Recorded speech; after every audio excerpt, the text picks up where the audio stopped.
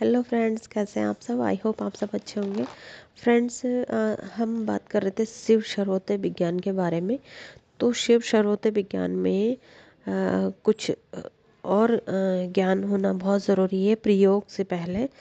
तो हम ये सब सुनना हमारे लिए बहुत इम्पोर्टेंट है, क्योंकि जब हमें इस इतना गहरा पता होगा तभी हम उसका प्रयोग भी कर पाएंगे, है ना। तो इसलिए हमें इस बारे में जानकारी होनी बहुत ज़रूरी है कि शिव सर्वोदय विज्ञान में आखिर क्यों हम इसका प्रयोग करें, क्या है इसके अंतर्गत, कहाँ से आया है, क्यों भगवान शिव ने इतना गहरा ज्ञान दिया है मनुष्यों की भलाई के लिए, मनुष्यों की जीवन को सुखमय बनाने के लिए। कोई भी घटना आपकी मर्जी के बिना नहीं होती है, ठीक है फ्रेंड्स। नाभि जो हमारा केंद्र है, नाभि हमारी जड़ है। नाभि जब प्राण से ओतप्रोत होती है, जिसके कारण हमारा शरीर स्वस्थ बना रहता है और हमारा शरीर का हर एक अंग अपना अपना कार्य करता है, ठीक है। हर एक अंग, जिस अंग का जो कार्य है वही कर पाता है जब हमारे शरीर में प्राण तत्व होता है, प्राण ऊर्जा होती है। तो प्राण ऊर्जा हमारी नाभि में ज़रूर होनी चाहिए। उसके लिए हम एक्सरसाइज, योगा, प्राणायाम करते ही हैं। लेकिन शिव सर्वोदय विज्ञान के हिसाब से अगर आप करेंगे तो आपको बहुत सारे बेनिफिट भी होंगे, आपको इसका ज्ञान भी प्राप्त होगा। और क्या फ़ायदे, क्या नुकसान, कब आपको ज्योतिष की भी आवश्यकता नहीं पड़ेगी अगर आप शिव सर्वोदय विज्ञान का ज्ञान प्राप्त करते हैं तो, ठीक है। केवल एकमात्र मनुष्य के अंदर ही 5 तत्व विद्यमान होते हैं। जैसे पशु, पक्षी, जीव जंतु, पेड़ पौधे, इनमें किसी में एक तत्व है, किसी में 2 तत्व है, किसी में 4 तत्व है, इस तरह के तत्व हैं। लेकिन सिर्फ मनुष्य ही में है 5 तत्व, जो कि ऋग्वेद में अप्रत्यक्ष ब्रह्म, ऋग्वेद ने अप्रत्यक्ष ब्रह्म कहा गया है प्राण तत्व को। जो प्राण तत्व हमारे शरीर में जाता है स्वर की शक्ति से, ब्रह्मांड, हमारा शरीर और हमारे जीवन में घटने वाली हर घटना इसी स्वर के माध्यम से हमें हमारे जीवन में घटनाएं घटित होती हैं, ठीक है। अगर आपने स्वर का ध्यान स्वर पर ध्यान दिया, मतलब स्वर का मतलब है सांस पर।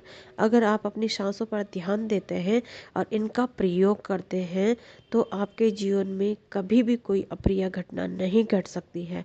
हमारे जीवन में सभी हमारे ग्रंथ हैं वो सभी के सभी यही कहते हैं कि हमारे अंदर ही अपार सुख है। मतलब हम बाहर ढूंढे नहीं, बाहर कोई भी सुख नहीं है, सारा सुख हमारे भीतर ही है। सभी ग्रंथों में यह कहा गया है।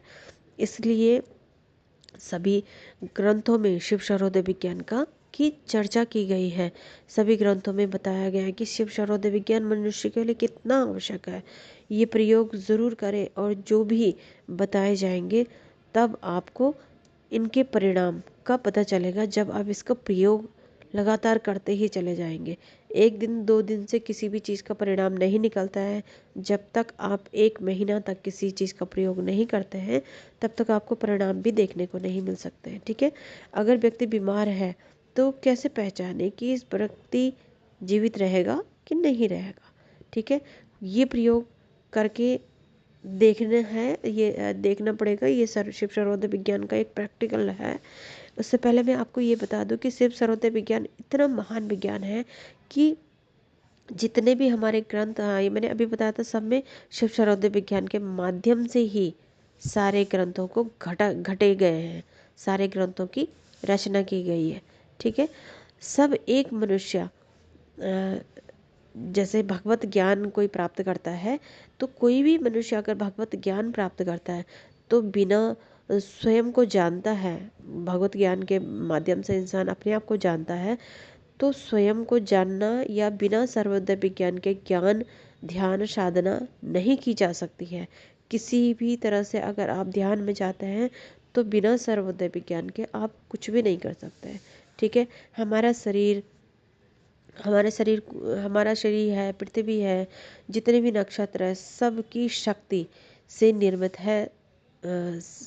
सब में बिना स्वर के, बिना सर्वोदय विज्ञान की शक्ति नहीं हो सकती है, ठीक है। स्वर विज्ञान को अगर आप नहीं जानते हैं तो आपको बहुत सारे आयामों की ज़रूरत पड़ती है, जैसे कि आपको पंडित ज्योतिषों की ज़रूरत पड़ेगी कि कब हम कौन सा शुभ मुहूर्त है, कब अशुभ मुहूर्त है, कब हमें कौन सा शुभ काम करना है, ये सारे आपको इन सब की ज़रूरत होगी। लेकिन अगर आपने शिव सर्वोदय विज्ञान को महसूस कर लिया, उसका प्रयोग कर लिया, उसके बारे में जानना चाहा, तो आपको इन सब चीज़ों की आवश्यकता नहीं पड़ेगी, क्योंकि सर्वोदय विज्ञान के अंदर ही बताया गया है कि किस वक्त आपको कौन सा काम करना चाहिए, किस स्वर में आपको कौन सा काम करना है, ताकि आपका वो काम तुरंत फलित हो, तुरंत शुभ हो आपके लिए। ठीक है, तो ये तो बहुत ही मतलब ज्योतिष भी है एक विज्ञान, लेकिन ये बहुत ही महान ज्ञान है जिसको आप आराम से पा सकते हो। हर एक प्राणी इसे अपने जीवन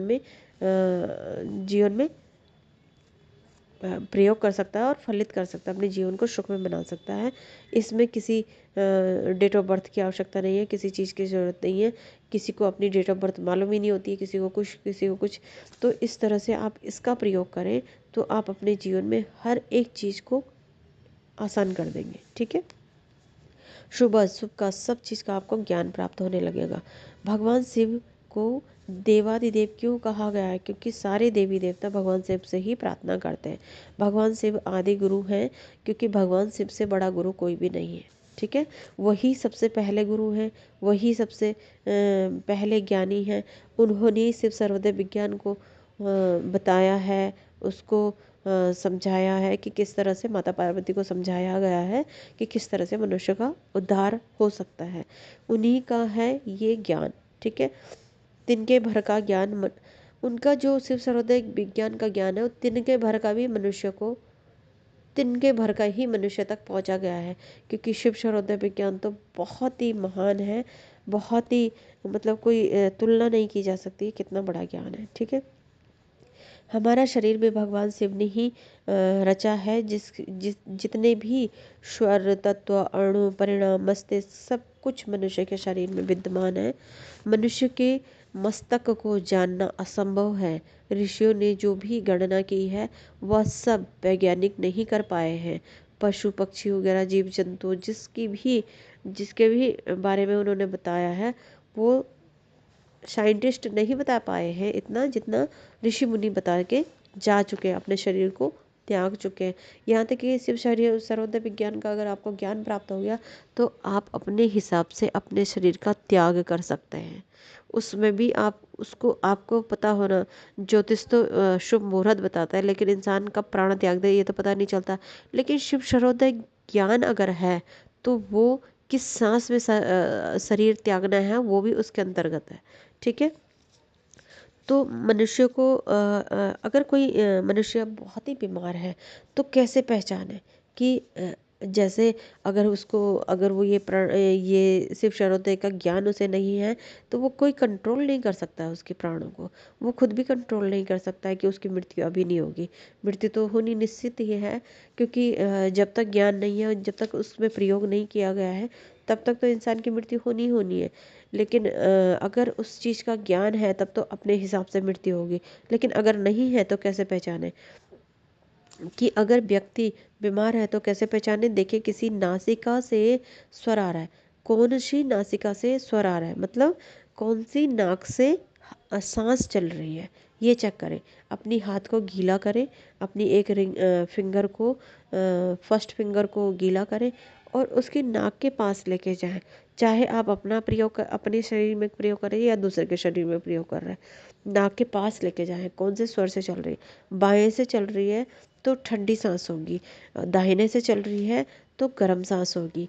लेकिन अगर इतनी स्लो है कि किसी से पता ही नहीं चल रहा है कि कौन सी नासिका से चल रही है, तब बहुत मुश्किल हो जाता है। अगर सांस तीव्र नहीं हुई, बहुत हल्की हुई, तो मनुष्य की मृत्यु निश्चित, मतलब होनी संभव रहती है। अगर बाईं से लगातार, अगर बाईं नासिका से, ये बहुत ध्यान दें इस बात में, अगर बाईं नासिका से लगातार 3 हफ्ते 21 दिन तक सांस चलती है, उसके बीच में एक भी दिन अगर दाहिनी नासिका काम नहीं करे, दाहिनी नासिका से सांस नहीं चल रहा है, तो व्यक्ति की मृत्यु होना बिल्कुल तय है। व्यक्ति दुनिया के किसी भी औषधि, किसी भी डॉक्टर, किसी भी हॉस्पिटल चला जाए, कोई भी उस व्यक्ति को बचा नहीं सकता अगर 3 हफ्ते तक बाईं नासिका से सांस चल रही है तो। ठीक है, तो ये स्वर विज्ञान का ज्ञान होना बहुत ज़रूरी है। अगर स्वर विज्ञान का ज्ञान है तो मनुष्य खुद अपनी अपने स्वर को बदल सकता है, स्वर को चेंज कर सकता है ना। तो फिर उसकी तो ये उसके साथ ये घटना नहीं घटित हो सकती है ना। तो इसलिए अपने स्वरों में अच्छा प्रयोग करें, प्रैक्टिकल करें, खूब उसमें मेहनत करें और स्वर सर्वोदय विज्ञान को गहराई से जानें। ठीक है, तो अपने स्वरों को बदलें, अपने स्वरों को चेक करते रहें। कोई मनुष्य अगर बीमार है तो उसको भी ये ज्ञान दें। मतलब इस ज्ञान का सभी को प्राप्त होना, ये ज्ञान बहुत ज़रूरी है। ये स्वर विज्ञान की ताकत है, इसलिए हम सबको इसका ज्ञान होना बहुत आवश्यक है। सांसों से ही आप अपने जीवन काल को बढ़ा सकते हैं, इसलिए इस पर काम करें। ज़रूरी नहीं है कि जीवन काल कोई बढ़ाए। अगर आपकी इच्छा नहीं है लंबी आयु जीने की तो कोई बात नहीं, आप अपने जीवन तो सुख में व्यतीत करना चाहेंगे ना, आप अपने परिवार को तो सुखी जीवन दे पाएंगे ना। तो अगर आपको इसका ज्ञान पता होगा तो आपको शुभ घड़ी की ज़रूरत नहीं है। आप अपने सांसों के माध्यम से कार्य को सिद्ध कर सकते हैं, कार्य को शुभ बना सकते हैं।